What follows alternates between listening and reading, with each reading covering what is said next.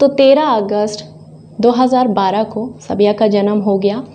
25वां रोज़ा मेरा कंप्लीट था, पर जैसा कि ऑपरेशन से होते हैं तो ऑपरेशन करते टाइम उसके कुछ घंटे पहले कुछ खाते नहीं है, उसके घंटे बाद भी कुछ नहीं खाते, तो मैं कुछ खाई ही नहीं। रोज़ा तो था मेरा, पर वो रोज़ा तो काउंट नहीं होगा। 24 रोज़ा मैंने कंप्लीट रखा। 25 को मेरी बेटी हो गई, दुनिया में आ गई। उसके बाद शुरू हुआ मेरा मदरहुड का सफ़र। तब मुझे इतना नॉलेज नहीं था क्या करना है क्या नहीं। मैं स्कूल जाने के लिए रेडी थी, पर नहीं जा सकती थी क्योंकि ऑपरेशन के पेशेंट को इतनी जल्दी रिकवरी नहीं होती है। उसके बाद मैंने घर से ही 10th दिया। 6.2 मेरा परसेंटेज आया। बहुत मेहनत की मैंने पढ़ने में, और स्कूल वाले भी अच्छे थे, उन्होंने भी एक्सेप्शन माना। पर मैं किसी को बताया नहीं कि मैं आई एम मैरिड एंड मेरी एक बेबी हो चुकी है। ये एक राज की बात थी, मुझे लोगों को बताने में बहुत शर्म आती थी तो मैं किसी को बताती नहीं थी, क्योंकि कम उम्र में हुई है। लोग खेलने की उम्र है भाई, 13 साल 14 साल खेलने की उम्र है। तब आपकी शादी भी हो गई, आपके बच्चे भी हो गए, अल्हम्दुलिल्लाह हो गए, बहुत अच्छी बात है। अब बच्ची भी बड़ी हो रही है, मैं भी सेम उम्र की हूँ, बहुत ही अच्छा है, मुझे अच्छा लग रहा है। ऐसा मुझे कोई वो नहीं है, गिल्ट नहीं है, सब कुछ अच्छी फैमिली है मेरी, हैप्पीली एवर मैरिड फैमिली है हमारी। तो ये तो थी कहानी यहाँ तक की। उसके बाद जब 10th पे 6.2 मेरा परसेंटेज आया, तब मैंने ठान लिया था कि सब, या 8 मंथ की थी कुछ या 6 मंथ की, मुझे याद नहीं है। मैंने ठान लिया था कि मुझे आगे पढ़ना है, डॉक्टर बनना है। तो मैंने एडमिशन के लिए, डॉक्टरी के एडमिशन के लिए, BSc BZC ऐसा एडमिशन के लिए मैंने अप्लाई किया, तो अप्रूवल मिल गया। बट नॉर्म ये था कि 3:30 बजे तक वो पढ़ना था। और सबिया इतनी देर, प्रीमेच्योर बच्ची बिना फीड के, मदर फीड के नहीं रह सकती है। मम्मी ने मुझे समझाया, तो मुझे इसके लिए, मेरी बेटी के लिए मुझे CC लेना पड़ा, जो कि 1 बजे तक ही है, जिसके क्लासेस आप यहाँ पर गौतम कॉलेज है शालीबंडा में, वहाँ पर मैंने कंप्लीट किया अपना फर्स्ट ईयर सेकेंड ईयर।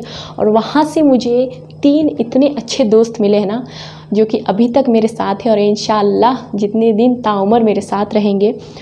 मेरी फ्रेंडशिप की एक अलग स्टोरी है। अगर मैं अपनी फ्रेंडशिप आप लोगों के साथ बनाऊं तो एक क्या, मतलब कितने वीडियोस मुझे बनाने पड़ेंगे, बहुत सारी, बहुत लंबी एक स्टोरी, एक फ़िल्म बन जाएगी मेरी फ्रेंडशिप पे। तो पहले हम 3 थे, मैं और हमारे 2 और फ्रेंड थे। फिर बाद में जो हमारे बैंक बेंच में बैठते थे, जिसको हम जीनियस समझते थे, जो कि जीनियस है पर हम उसको बहुत सीरियस समझते थे, वो फिर हमारी तरह निकली। और हम इतना हंसते थे कि अगर हम तीनों के अलावा कोई चौथा आके बैठ जाता था ना बेंच पे, तो वो 1 पीरियड 2 पीरियड के बाद खुद ब खुद उठ के चला जाता था। हम इतना हंसते थे। और हम दुनिया की बातें नहीं करते, घरों की बातें नहीं करते, ये सब गॉसिप्स नहीं करते थे। हम बस अपनी फ्रेंडशिप की गॉसिप करते थे। हम अपने में ही मस्त थे। हम जो, मतलब आजकल के गर्ल्स होते हैं ना, ये करना वो करना, फैशन, फ़ोन लाना, ये करना वो करना। एक बार डेयरिंग के लिए मैं फ़ोन लेकर भी आई थी, तो मैं इतनी पागल थी फ़ोन स्विच ऑफ करना भूल गई थी। और अचानक फ़ोन में, पहले कंपनीज़ के फ़ोन ज़्यादा आते थे, बजना स्टार्ट हो गया क्लास में, और टीचर ऐसा देख रही है, किसके बैग से बज रहा है, किसके बैग से। तो मेरी फ्रेंड बोली, ज़ायदा तुम्हारे बैग से आवाज़ आ रही है। ज़ायदा क्या है ये, जल्दी बंद करो, जल्दी बंद करो। पता नहीं। मैं इतना डर गई, क्या बताऊँ आपको। फिर मैडम ने मुझे क्लास ख़त्म होने के बाद बुलाया, किस वजह से आप फ़ोन लाए। तब सब गर्ल्स लाते थे, छुपा कर लाते थे, पर हम ऐसे नहीं थे। तो हमें, मतलब इतना डर होने लगा मुझे, और मेरे वो साथ वाली को बहुत ज़्यादा डर हो रहा था कि क्या होगा पता नहीं ज़ायदा के साथ। तो मैंने बताया कि मैं अपने पापा की परमिशन से लाई हूँ, और पापा मुझे जब, मतलब कॉलेज छूटता है, मेरा कंप्यूटर क्लास है, तो मैं पापा को कॉल करती हूँ, लेने आओ। तो वो सब मैंने बताया, पर बहाना वो कुछ नहीं था। बहाना बस मैंने अपने फ्रेंड्स को डेयरिंग बताने के लिए, देखो मैं भी फ़ोन ला सकती हूँ, मैं लाई थी। तब मेरे पास एक छोटा चाइना का फ़ोन था, रेड कलर का। तो वो अचानक, और उसकी आवाज़, चाइना के फ़ोन की आवाज़ कैसी होती है, रिंगटोन आप लोग को पता होगा ना, तो वो इतनी ज़ोर से बजने लगा कि मतलब मेरी पूरी इज़्ज़त का फालूदा हो गया। तो हम लोग बहुत अच्छे टाइप के, शरीफ टाइप के बदमाश बच्चियाँ थे। मतलब वो सब नहीं करते थे, बस अपने ही मस्त रहते थे मगन। तो हमारे ग्रुप का नाम है 3 इडियट्स 1 जीनियस, जो कि अभी तक हमारी फ्रेंडशिप है, और अल्हम्दुलिल्लाह इंशाअल्लाह ज़िंदगी भर रहेगी। आप लोग दुआ करिएगा। तो ये तो थी मेरी फर्स्ट ईयर और सेकेंड ईयर की स्टोरी। उसके बाद मैंने ग्रेजुएशन के लिए एडमिशन लिया फलकनुमा में, प्रोग्रेस कॉलेज में। तो वहाँ पर मेरे फ्रेंड्स मेरे साथ नहीं रह पाए, क्योंकि उन्होंने ड्रॉप कर दिया। उनकी फैमिलीज़ ने कहा कि अभी और कितना पढ़ेंगे, तो इस वजह से उन्होंने ड्रॉप कर दिया मुझे। पर मुझे आगे पढ़ना था, मुझे ना PhD लेना था। मतलब मेरी एक बेसिक जो एक तमन्ना थी, PhD तक की थी, पर अनफॉर्चुनेटली वो नहीं हो पाई। यहाँ पर 3 साल मैंने पढ़ा। 2018 में मैंने 3rd ईयर का एग्ज़ाम दिया, BCom कंप्यूटर मैंने लिया था, और कंप्यूटर की क्लासेस में मेरे बहुत अच्छे फ्रेंड्स बने थे माशाल्लाह से, उनसे भी कांटेक्टेड में मैं हूँ, बहुत अच्छे थे मेरे रिलेशन है, मेरी फ्रेंडशिप के साथ बहुत अच्छी है। आप लोग भी अपने फ्रेंड्स को याद रखो, महीने में कम से कम एक बार हाय हेलो सलाम दुआ करो, याद करो, क्योंकि ये एक फ्रेंडशिप का ही रिश्ता होता है जो हम बनाते हैं खुद। और जब हमें कुछ समझ में नहीं आता है ना, तो हम उनसे मतलब पूछ सकते हैं। मेरी एटलीस्ट मेरी फ्रेंडशिप ऐसी है कि मुझे कुछ समझ में ना हो तो मैं मैसेज से पूछ लेती हूँ। जो जीनियस है ना हमारे ग्रुप की, तो जब भी मुझे कुछ समझ में नहीं आता इसका मतलब क्या है, ये कहाँ से आ गया, तो मैं पहले मैसेज करती हूँ, अच्छा तुम्हें ये पता है ये क्या है, तो उसका रिप्लाई मुझे आ जाता है। और एक हमारे पर्दानशी भी हैं मेरे ग्रुप में, जो मतलब पूरा समझाते हैं डिटेल में कैसे करना है क्या नहीं, कैसे नमाज क्या नहीं, क्या ये सही हदीस है ये नहीं, पूरा वैसा। और डिग्री के फ्रेंड्स भी बहुत अच्छे हैं माशाल्लाह, जो शायद अभी कोई देख भी रहे होंगे ये वीडियो मेरी, तो बहुत अच्छी फ्रेंडशिप है मेरी डिग्री के फ्रेंड्स के साथ भी, और फर्स्ट ईयर और सेकेंड ईयर के फ्रेंड्स के साथ तो है ही है। तो फिर ये तो है मेरी फ्रेंडशिप की कहानी। 2018 में मेरी पूरे कंप्लीट हुआ ग्रेजुएशन, और जब मैं लास्ट एग्ज़ाम मैंने दिया ग्रेजुएशन का, और जब घर में आ रही थी तो रास्ते में ही सैदाबाद कुछ मेरा सेंटर पड़ा था, बहुत दूर था, हम सबका ही वहाँ पर पड़ा था, हमारे पूरे कॉलेज के मतलब पूरे क्लास के सब बच्चों का वहाँ पे पढ़ा था। सैदाबाद वेंकटेश्वरा कॉलेज था उसका नाम। जब मैं वहाँ से आ रही थी लास्ट में मेरे हस्बैंड के साथ, वैसे मेरे ना फर्स्ट ईयर के फ्रेंड को पता था कि मेरी शादी हो चुकी है, ना मेरे ग्रेजुएशन के फ्रेंड्स को पता था मेरी शादी हो चुकी है, क्योंकि मैंने किसी को भी नहीं बताया था। जब मुझे लेने आते थे ना मेरे हस्बैंड, तो मैं बोलती थी कि ये मेरे भाई है अब मैं बताऊँ क्या, तो मैं बोलती थी ये मेरे भाई है। तो सब लोग शॉक्ड हो गए थे ये न्यूज़ सुनने के बाद, क्योंकि आखिर कितना छुपाओगे आप, नहीं छुपा सकते ना, एक हद होती है। तो वो मेरा बचपना था, मैंने अपने स्कूल के फ्रेंड्स को नहीं बताया। फिर जब मैं फर्स्ट ईयर सेकेंड ईयर में आई तो वहाँ पर मेरे कुछ स्कूल के फ्रेंड्स थे दूसरे ग्रुप्स में, BZC में, तो उनके डर से वहाँ पर नहीं बताया कि अरे वो लोग क्या सोचेंगे। फिर फर्स्ट ईयर और सेकेंड ईयर के कुछ बच्चियाँ थे जो मेरे कॉलेज में यहाँ पर प्रोग्रेस में आए थे, फिर उनको पता चलेगा। तो ये सब मेरा एक बचपना था, मैं बता सकती थी पर मैंने बताया नहीं, सिंगल का एक्टिंग करते रही मैं। और जब लास्ट एग्ज़ाम होने लगा और जब मैं आने लगी रास्ते में, तो मेरी तबीयत थोड़ी बिगड़ने लगी। उसके सेकेंड डे जब मैंने चेकअप कराया तो माशाल्लाह से मुझे पता चला कि आई एम प्रेग्नेंट, और ज़ेहान आने वाले थे। तो अब मम्मी और डैडी ने कहा कि लास्ट टाइम सबिया के टाइम ने तुमने 10th में पढ़ाई की थी, बहुत भारी था। यहाँ पर हैदराबादी अगर है ना तो आप लोगों को पता होगा 10th में कितना भारी बैग वज़न का लेना पड़ता है, और 4 बजे तक आपकी क्लासेस रहती है 10th में। और फिर जो हमारे वैन वाले अंकल थे वो मुझे बहुत दूर से लाते थे यहाँ पर, इतना मतलब कच्चा रास्ता था, फैक्ट्री के जो इंडस्ट्री के रास्ते से लाते थे, वो इतना परेशानी होती। और मैं तब 6 या 7 मंथ प्रेग्नेंट भी थी, पता नहीं चलता था, मैं छोटी थी ना, तो पता नहीं चलता था प्रेगनेंसी में, कुछ इतना बेली बम्प नहीं आया था मेरा, तो किसी को भी नहीं पता चलता था। एक बार टीचर ने मुझे क्या किया था, 400 टाइम पुशअप्स दे दिया था, वही प्रेगनेंसी में ही, मेरी 6th या 5.5 मंथ प्रेग्नेंट थी मैं, किसी को पता नहीं था, उनका भी कोई दोष नहीं है, कुछ मैंने टेस्ट गलत कर दिया था या नहीं दिया था, तो उस वजह से पनिशमेंट भी दी थी। तो उस वजह से मेरी हालत बहुत ख़राब हो गई थी। तब मेरे हस्बैंड जाकर स्कूल में बोलने वाले थे, तो मैंने कहा नहीं प्लीज़ मत बोलो, सबको पता चल जाएगा, सबको पता। मुझे तब भी बहुत टेंशन थी अपनी, अरे मुझे किसी को बताना नहीं है मेरी शादी हो चुकी है। तो ये था मेरा किस्सा। आप लोग बहुत हंस रहे होंगे ना, बहुत फ़नी है ये स्टोरी। तो मम्मी डैडी को मैंने सबको बता के रखा है, प्लीज़ आप किसी को मत बताना, सिर्फ ये मोहल्ले में ही पता है, जहाँ पर हम रहते हैं वहाँ पर ही पता था कि मेरी शादी हो गई। जहाँ पर रहते हैं इनफैक्ट मतलब जो हम जिस घर में रहते थे बस उनको ही पता है हमारी शादी, और किसी को भी नहीं पता था मेरी शादी हो चुकी है। सब सोचते थे कि मैं छोटी बेटी हूँ मेरी मम्मी डैडी की, और बड़ी बेटी की शादी हुई है शायद, ऐसा सोचते थे आजू बाजू के मोहल्ले वाले।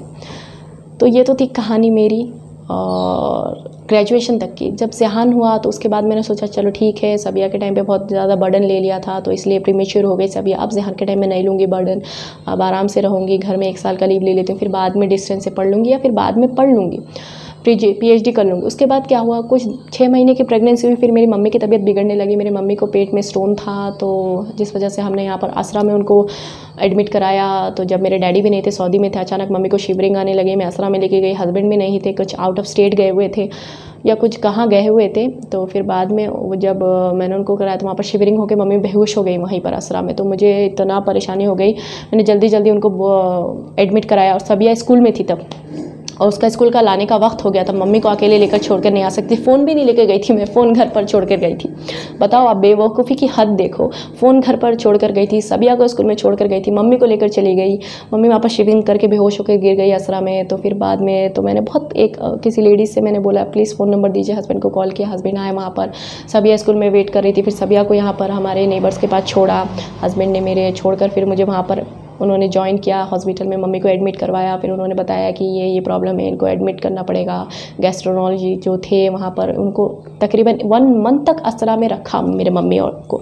पापा भी वहाँ से सऊदी में आ गए। तब क्या प्रॉब्लम थी मालूम, तब बकरीद का टाइम था और बकरीद में उम्रा कुछ बोलते नहीं होता है, तो पापा को उम्रा का वीज़ा था, तो इस वजह से उनको वहाँ पर अटका के रख दिया था जो एयरपोर्ट वालों ने, और फ़्लाइट भी नहीं मिल रही थी उनको वापस भिजवाने की इंडिया में।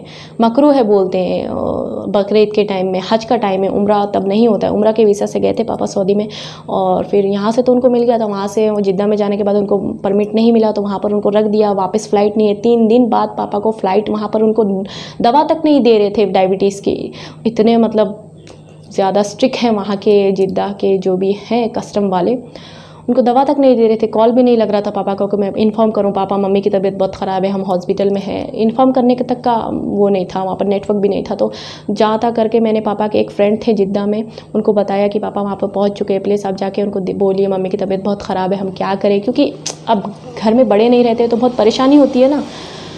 तो इस वजह से बहुत, ये तो मम्मी की स्टोरी थी। इस वजह से मेरी प्रेगनेंसी में 6 मंथ 7 मंथ 8 मंथ तक मम्मी हॉस्पिटल में रही। फिर यहाँ पर ग्लोबल में मम्मी को शिफ्ट कराया और 5 दिन में वहाँ पर ऑपरेशन करके मम्मी को अल्हम्दुलिल्लाह अच्छा कर दिया।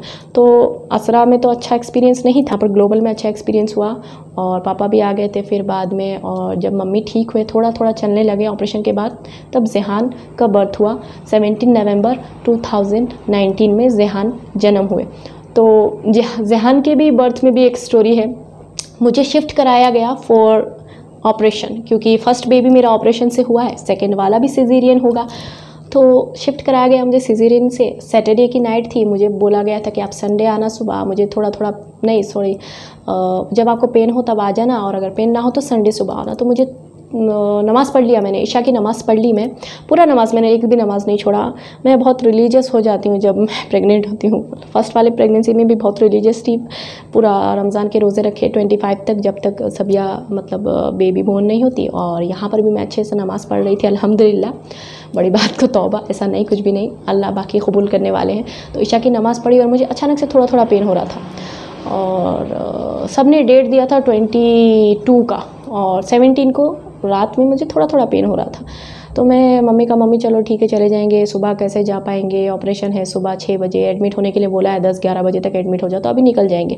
ईशा की नमाज़ भी पढ़ ली, मम्मी गए। नीचे सीढ़ी उतरते तक मुझे इतना ज़ोर से पेन होने लगा, वो लेबर पेन था, स्टार्ट हो गया लेबर पेन, और इतना ज़ोर से पेन होने लगा। हॉस्पिटल में जब गई तब डॉक्टर नहीं थे, सैटरडे नाइट डॉक्टर चले गए थे अपनी ड्यूटी करके। और फिर बाद में जब मुझे स्टार्ट हुआ पेन, तो पेन के साथ ब्लीडिंग्स भी होने लगी थी मुझे। तो जो वहाँ पर नर्सेस ने चेक करके बताया, तो नर्सेस बोल रहे नहीं थे, वो लोग अपना बात कर रहे थे, इंग्लिश टू इंग्लिश टॉकिंग कर रहे थे। ज़्यादातर लोगों को इंग्लिश नहीं आती, उनको लगा कि मुझे नहीं आती, मुझे नहीं समझ में आती, अंदर रख दिया था। मम्मी पापा बाहर थे, सब हस्बैंड। मुझे इतना पेन हो रहा था, मैं ज़ोर ज़ोर से चिल्ला रही थी। और वहाँ पर साथ में एडमिट थे, नॉर्मल के लिए बहुत सारे लेडीज़ एडमिट थे, पर उनको ऑपरेशन डिक्लेयर करवाया। वो लोग बोल रहे हैं ऐसा कैसा ऑपरेशन, हमने नॉर्मल के लिए कहा। तो वो लोग उनको बोल रहे थे कि अगर आपको नॉर्मल चाहिए तो अभी इनको जैसा पेन हो रहा है, जैसा वो बर्दाश्त कर रही है, चिल्ला रही है, वैसा आपको होना चाहिए, तभी हम नॉर्मल कर पाएंगे। तो ये तो थी मेरी कहानी। डॉक्टर ट्रैफिक में फंस गई थी, डॉक्टर ऑपरेशन के लिए जल्दी आ रही है, अभी मुझे ऑपरेशन के लिए सेट कर दिया गया है, सब बोल दिए ऑपरेशन के लिए करने के लिए, और डॉक्टर नहीं आ पा रही है। तो मैंने कहा अगर आपको ऑपरेशन करना है तो अभी कर दो, कैसा भी करके, मुझे कोई प्रॉब्लम नहीं है, कर दो कर दो। बहुत मुझे first time labour pain experience हो रहा था, क्योंकि फर्स्ट बेबी मेरा सिजेरियन हो गया था, मुझे नहीं पता चला। नेक्स्ट जो अभी ज़ेहान था तो सिजेरियन नहीं था, वो लेबर पेन था, इतना बर्दाश्त करने के लायक नहीं था। फर्स्ट टाइम मैं रोई। मम्मी जब मुझे रोना देखने लगी तो मम्मी एकदम परेशान हो गई। मम्मी ने तो नर्सेस के पैर तक पकड़ लिए थे कि मेरी बच्ची को प्लीज़ बचा लो, ऐसा मत करो, ऐसा मत करो। और बाहर लोग, बहुत सारे अलग फैमिलीज़ लड़ रहे थे वहाँ पर कि ये क्या है, नॉर्मल बोलकर ऑपरेशन करवा रहे हो, अगर हमारे बच्चे को, हमारी बेटी को कुछ हुआ तो। बहुत सारे ये फैमिलीज़ लड़ रहे थे। मेरे हस्बैंड भी लड़ने को आ गए थे, तो मम्मी ने कहा नहीं प्लीज़ मत लड़ो। और मम्मी ऑपरेशन की पेशेंट है, तो मम्मी को परेशान हो गए थे वहाँ पर, वो बेहोश होने लगी थी, तो उनको बाद में कंट्रोल करवाया।